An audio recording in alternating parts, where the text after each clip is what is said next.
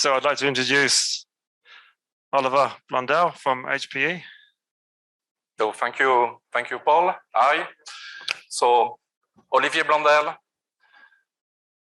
many years at HPE, then HPE now, and looking after what is HPC for what we call Middle East and Africa region. So my goal today is to expose where do we stand as we are today, where we are today. We are not under NDA, so if you have any question, maybe I could talk about what's going next. But what we do specifically, and this is a message of HPE today, we are not selling an HPC system. We are trying to address problem in different markets over the world. Okay, it's not only in one region, and it's very broad and different. So what we put under HPC is the traditional HPC, what we call modeling and simulation. You're shocked, Ahmed?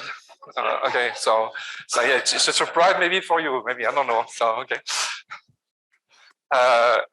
Of course, then HPC is made to process data. So the next step after the traditional HPC, modeling and simulation, was to use and do big data analytics. And to process data, you need a compute, you need an engine to compute those data, as well as a very strong storage strategy and hierarchy. And then come artificial intelligence, which is a process to compute those data which has been analyzed. So big data analytics was what I used to say to talk to a customer I'm dealing with in Middle East was, well, analyze what happened in the past, when artificial intelligence is to analyze what's happening now or maybe tomorrow and give a trend for tomorrow. So it's a part of the same process, nothing else for me, okay? Try to simplify the message. And to do that, I have the opportunity at HPE to tackle everything, because as we talked yesterday, it's good to talk about an HPC system. It's good to say, oh, I want to have a supercomputer. But the three questions I always ask is, what's the problem or what the workloads you will be working on? And the next one is, well, data center. Do you have infrastructure to host what you want? And I can tell you today, I've especially, I want to talk about in the region, Middle East, people are buying system, and then after they said, where will I put it? Okay, I can tell you, PO is issued without knowing where it will be hosted. Okay, and the third one is, who will be in charge of this infrastructure? Who will be the interface between end users, researcher department, and the system itself? And they don't understand that they need somebody to make it work. Okay, so it's like buying a Ferrari. We provide where is the mechanic, and do you have the driver license to drive it? Exactly the same, and this is a huge problem today, and the infrastructure. So we have different departments within HPE to tackle, and now we are in a stage where we can sell HPC as a service in a way that we can handle everything on behalf of the customer. So we have a department called DCTS, Data Center Technology Services, who is able to build data center or provide a modular data center or to deal with colocation service provider to build a turnkey solution. And then we work on the infrastructure. Also, performance means collaboration, because we are not selling a system, we are selling a solution, and it's for 3-5 years, and it's a journey, we'll go and work together. So we have labs, we have center of excellence, helping customer to move forward. And those center of excellence, we are not alone. We are working with technology partners such as Intel, for instance. So it's a partnership. So end user, HPE, Intel, for instance, to tackle a problem and working all together. Because what matters to us is at the end, not that you're running 500 teraflop, 1 petaflop, 100 or 1 exaflop, I can say now, of course, but it's the usage of this system. This is what it matters. I have to put, as HPE, those slides, okay, well, we are very proud of it, of course, but what matters is mainly, sorry, it's here.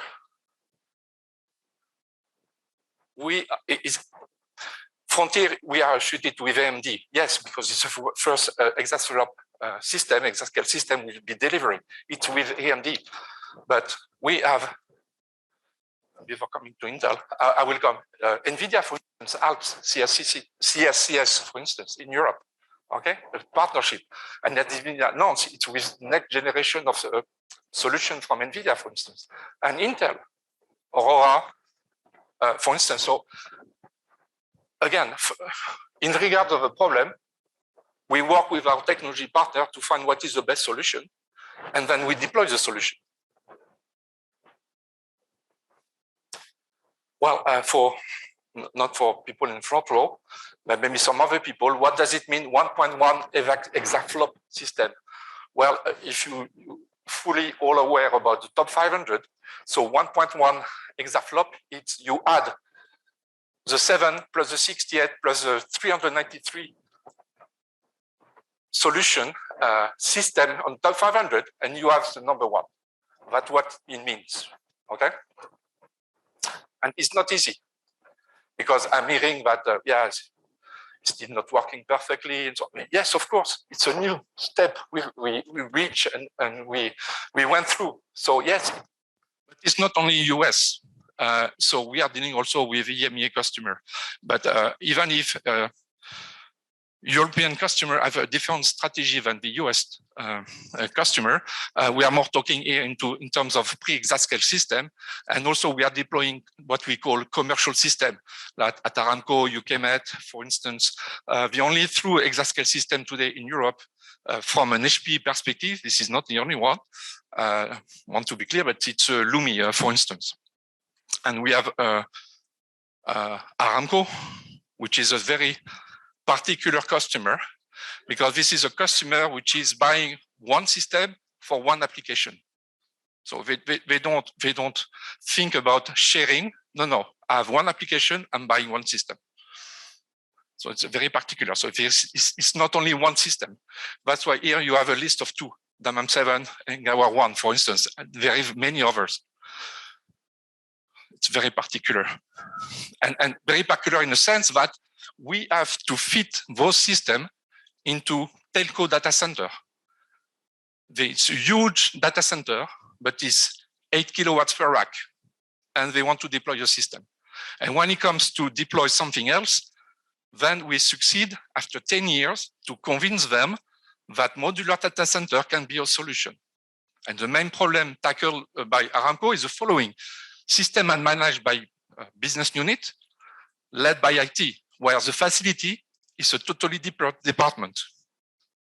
And my colleague at Lenovo knows very well what I'm talking about. So huge challenge. And it's on top of it, it's Middle East culture also. So you have to deal with all of this. So it's a great achievement. Well, of course, I'm here. There is colleagues in the room, but I'm not alone. So we are a team of HPC dedicated experts. And again, when I say HPC, means modeling and simulation, AI, big data analytics, okay? That have access, that you have access also, and I will expose it a little bit more.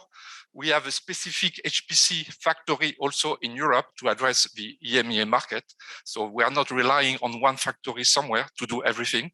So of course we are using capabilities. So that means experience here for reactivity. And what I mentioned is we have, US doesn't have this at HPE. It's unique to Europe. We have a EMEA research lab dedicated to HPC. Now, I can give you the slide now, it's not an issue. And we do collaboration on different EMEA projects depending on the application. So Met Office, of course, it's a very specific because it's a co-location as well. So the UK Met have decided that they will not be in charge anymore of the infrastructure. So they subcontract the full infrastructure, and we partner with Microsoft. So it's a system which is more or less under Azure, based on HPE Cray EX technology, In that case, today it's AMD CPU. There is different phases. It's a 10 years contract. This is a decision of the customer, that they don't want to invest and be responsible of the IT anymore. To Microsoft and HP to deal with that part, commitment is to delivering the level of performance they are expecting on specific application. Where do we are and what we are facing today? Well, as I said, different workloads, meaning different users. A big data analyst is not using a system the same way as a fluid dynamic engineers, for instance. Okay, so the way to address, the way to use the system is totally different. So we have to be finding a way to make the usage of a very complex system, which requires different workloads to run with different technology to be used the same way by different type of users. Very complex, not yet mature. We are in a progress, and there is work done with the exascale customers to make convergence of AI and traditional HPC workloads a reality. We are not yet there. It's a work in progress. And complexity is an AI data scientist is not seeing the system as an HPC engineer. It's totally different. And it's very complex to address. I'm sorry, it's not to be blur. So, but one question was, and if you ask me any question on this slide, I cannot answer, warning you. Okay, but just wanted to let you know, it's quantum. So for me, it's too complex. But just to highlight the fact that we are trying to address, we are in the start of a journey on this topic. It's not yet mature. It's driven by IBM. It's driven by Google. They have the resources to do it. And it's more saying that this is what we want to do, but it cannot be used by everybody yet today. But we are working on a journey to make it accessible by everybody and to see how it is possible. And as you see, it's not something handled by the HPC and AI BU at HPE. It's directly by the labs. And this is the beauty we have at HPE, which is labs. So researchers looking at not what can we solve next year, but in 5-10 years.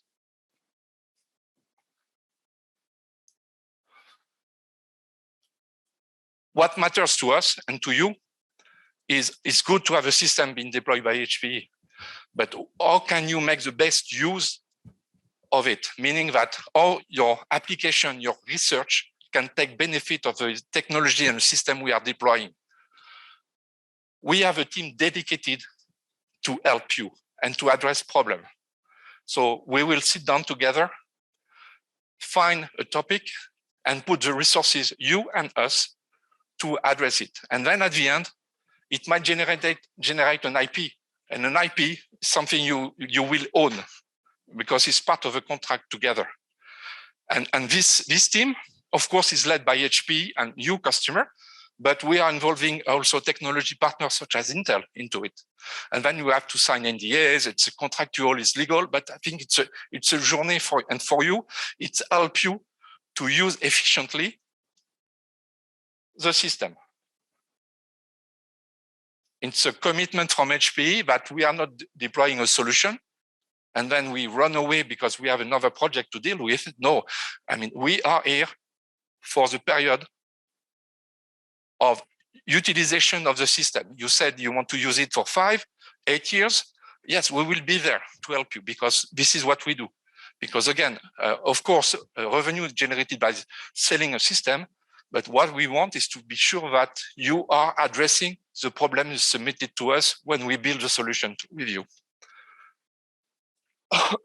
So it's different process. So I put this slide, I will not go through, but because you will have access to the deck, just to tell you. So it's a different process how we do it, okay? First, we have to define the scope of work and then to place the resource and then execute.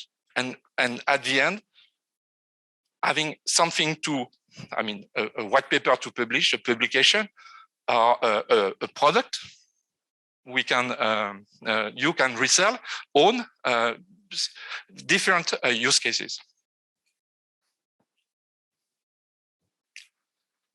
I want to put one example. So as you can see, I put the name of a customer, Pittsburgh Supercomputing Centers. They wanted, they partner with Cerebras. I don't know if you're familiar what it is, but so before joining HPE, I was at NVIDIA, so it's, or Intel, you know that perfectly. So to build a CPU or GPU, the chip itself, is you use a wafer, and then you cut it into pieces, and it's becoming a CPU or a GPU.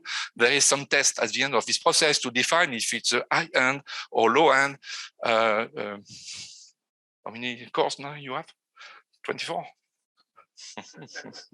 So if it's a 56 cores CPU high-end or a 14 cores CPU, depending on the quality of the production and so on and so forth. What Cerebras did is, why do we have to cut it into pieces, put it into multiple nodes? Why I can use the full wafer, okay, and make it work. The problem is, how do you send data to that beast? Because as you can see here, it's 400,000 cores. So-called, even if each cores cannot be compared, a CPU core, GPU cores, or a Cerebras core is different, but just to give you an order of magnitude. The problem is to feed data. So what we did is we come up with a reference architecture, and we put between the storage or the rest of the compute system of a customer, we put a super NOM flex. And what is a super NOM flex? It's a memory-centric devices, okay, up to 96 terabytes of memory, and just as a buffer, as a tier 1 storage to feed the system itself. It's not cheap. It's expensive, but this is the best way we had to use efficiency, but for the customer to use efficiency, this. And as you can see, we are using Mellanox. Because we are even if we have our own interconnect, we always use the best technology for a solution. So we are not only pushing what we have, but we need to think what we have. So that's why sometimes we work with you, Intel, and sometimes with others, for instance, depending on the problem we have to address. Just as an example, it's a consequence of the work done with labs, partner, technology partner, and customer to address a problem. Now, if we come, you have a problem, you need to build a solution. So now we have those different workloads. And what we do is we are providing an end-to-end solution. So we have starting, of course, we need to know where the data is. So we need to have a storage, and we have different solutions about storage. We have, of course, we have to talk about interconnect, which is to have the capabilities to link all of this all together. We have nodes, compute nodes, of course, because we need to have compute nodes to make it happen. So with different solutions, depending again on my second question, the data center infrastructure, because maybe we have to deploy a 100 petaflop system somewhere, but then obviously automatically you say, oh, it's a supercomputer. But then the infrastructure is pushing me to go into what we call kind of generic HPC nodes because of the flexibility of deployment. Because deploying a supercomputer, but you need to have the capabilities to have the cooling, this is water cooled, very specific, some requirement, and the power is more than 100 kilowatt per rack due to the density. So is your data center ready to host it, yes or no? So it depends. So you have to move. I had to deploy a system where I have 2 nodes per rack, and I'm using 60 rack. I have to adjust. It's more costly. Customer understand, but he said to me, if I have to start upgrading my data center, it will take 2 years. So I know, and the problem is customers start to realize today.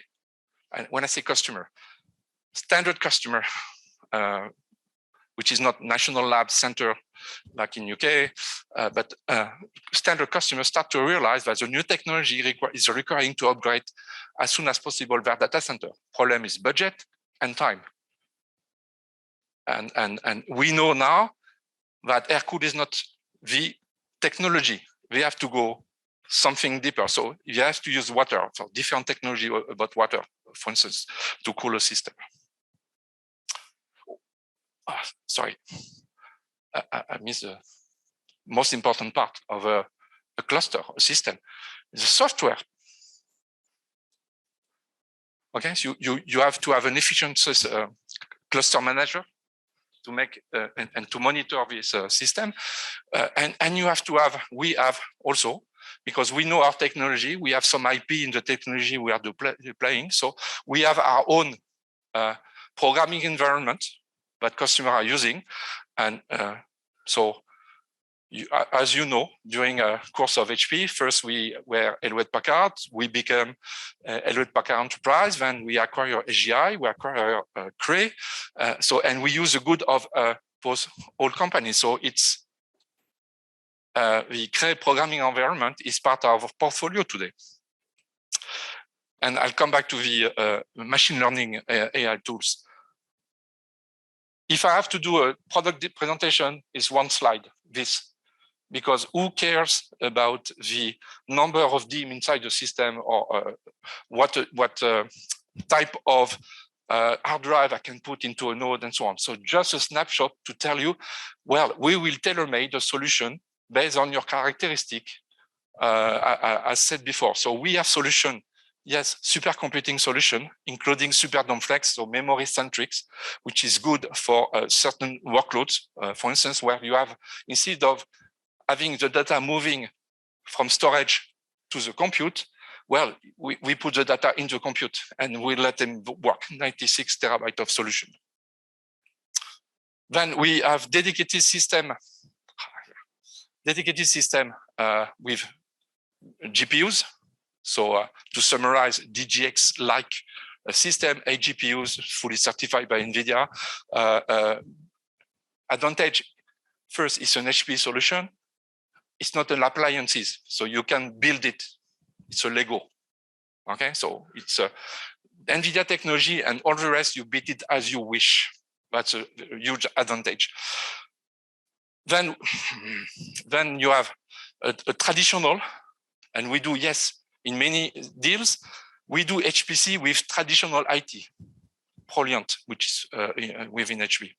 We have a dedicated portfolio for HPC.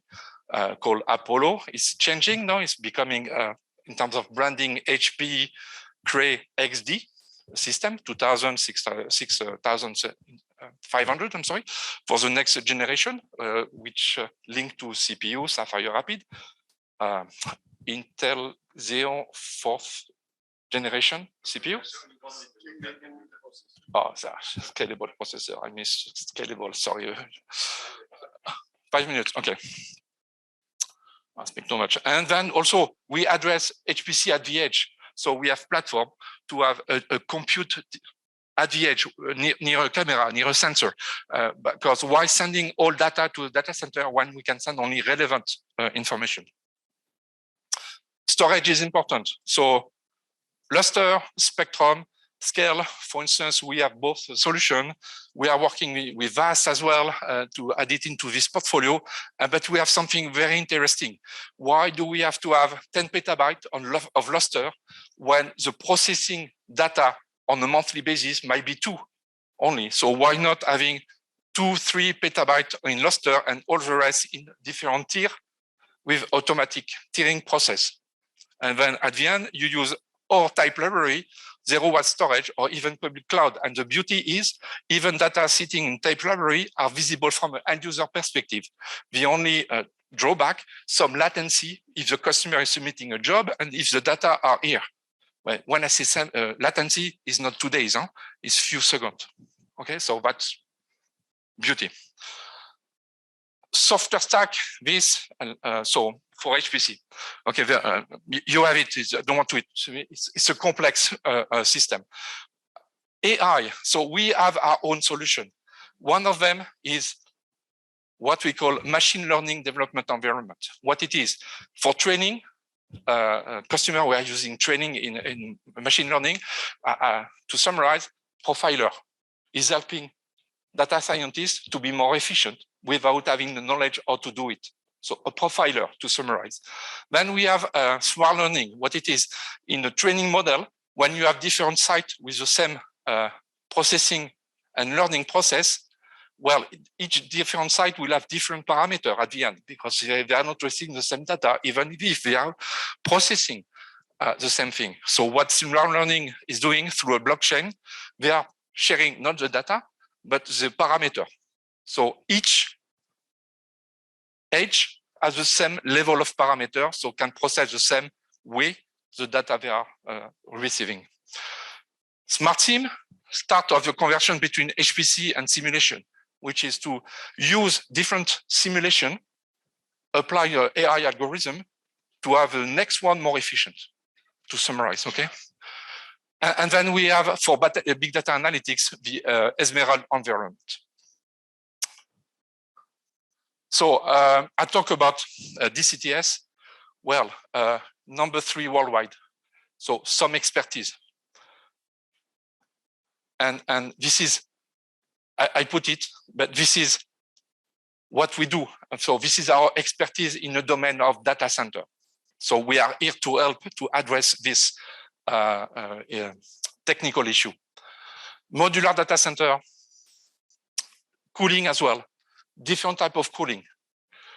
Rear door, ARCs, which is a room neutral system, DLC in a rack, and then the high-end system, which is the Cray EX traditional. So one CDU can be 4 rack, or this one is same technology, but at a rack level. So using the same compute blade. So ARCs is what? Which has one CDU in the middle, and then you can put inside whatever technology, even Lenovo nodes, even. Okay, so it's not an issue. So it works because the air is cooling by the CDU. Of course, the CDU needs water to do it. So it's not an air-cooled system. The technology inside can be air-cooled. We used to put also DLC, because the DLC system, you still have almost 20% of the heat to be dissipated by the customer, by the data center. So if you put it inside, you increase the density, because here there is some limitation in terms of cooling power. So by adding DLC with ARCs, and the cost is not huge, so it's a very competitive solution, then you have a room neutral solution with DLC at the rack level, and you can combine storage, management, networks, and compute inside the same technology. 2 minutes. Direct liquid cooled, which is at the node level, we apply on GPU and CPU cooling system, and the CDU is at the top of the rack, so full rack DLC. The benefit, the example here, for instance, some analysis has been done. So it's 6 compute racks comparing air-cooled and DLC only. Over a period of 5 years, you can, the saving was this. So that's the cost of the, let's say, operating the system. So that means you could add 7 more servers into the rack, which is in total 7% more servers. It's 37 compute nodes in your initial investment by moving from air-cooled to a water-cooled solution. And then we have the high-end, the Beast, which is the one deployed at Frontier. So this, I made the calculation. This is a 4 petaflop system with Sapphire Rapid, for instance. Okay, so one unit here, you have 4 petaflop on CPU only. Okay, and sorry? It's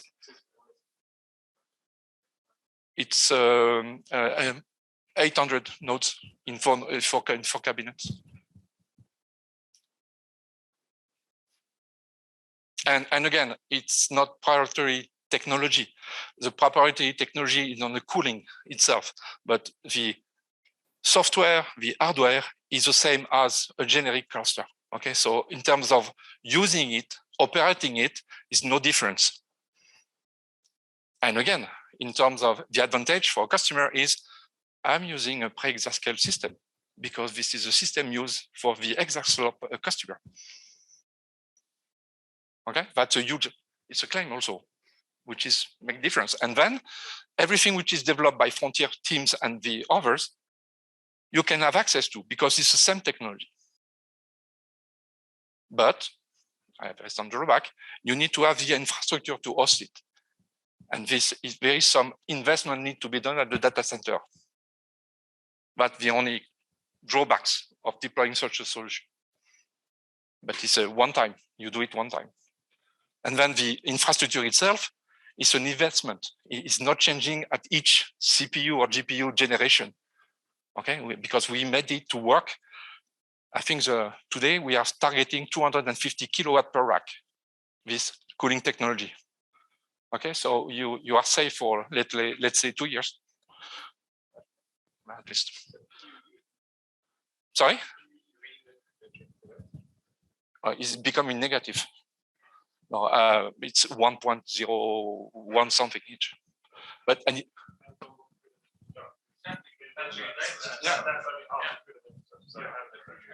Depends on the best.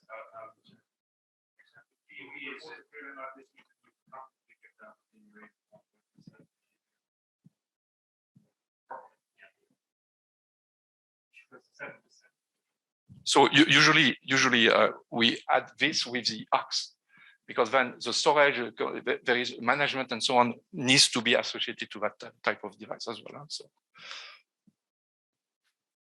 But I agree, it's everything.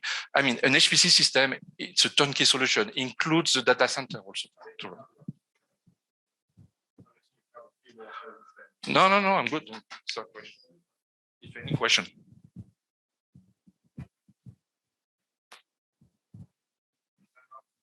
So my question's more on Slingshot and, being at Oak Ridge, like I know a bit, from the NDA, but what I'm wondering is, you're trying to get one solution, but as many of us will say, like we see from Edge to HPC, where you can't just be fully one. Slingshot seems to be something very unique to allow us to directly stream in memory. Can you just talk a little bit more about that, please?